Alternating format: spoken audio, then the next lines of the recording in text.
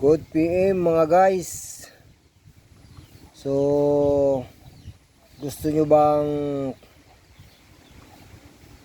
magkaroon ng maliit na aquarium sa inyong bahay na hindi masyadong gumagastos? Ang kailangan nyo lang ay pumunta kayo sa mga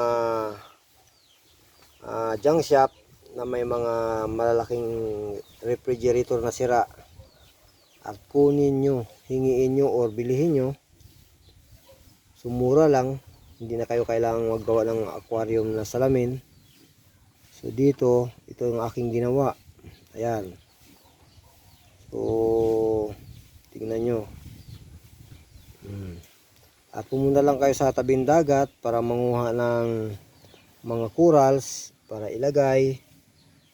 So yung corals kailangan yung linisin, ibabad yung mga muna ng mga 1 linggo bago nyo ilagay kasi maalat yun. So mamamatay yung mga isda, yung mga ganitong klaseng isda, mga gapi, swordtail, ano pa, mga blue moon, sari-sari, pinagsama-sama ko na ito mga guys. Tsaka molly balloons, halo-halo na ito. So ilagay rin ng maliit na mga yung tinatawag na anong tawag ito be?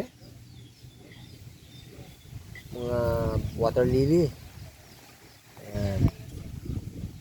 Para sa mga isda. Ito kaya hindi na kailangan ito ng ano ng oxygen. Ayan oh. So mag-alaga kayo ng mga itong ano isda, pangtanggal stress. Pwede rin kayo magbenta pag dumami na. So double purpose negosyo. Ayan. So ang gagamitin nyo lang na ano na ito, tingnan nyo, papakita ko sa inyo oh.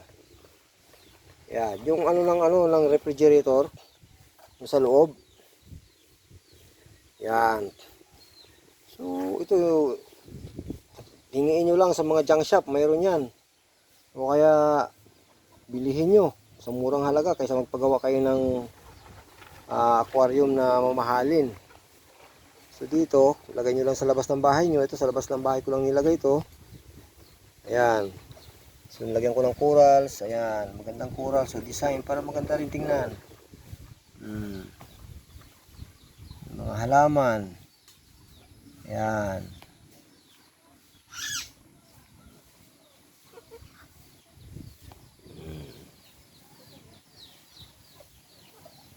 So kunti na lang ito kasi nabinta na rin namin ng iba, nagbibinta rin kami nito, may mga bumibili-bili rito sa bahay.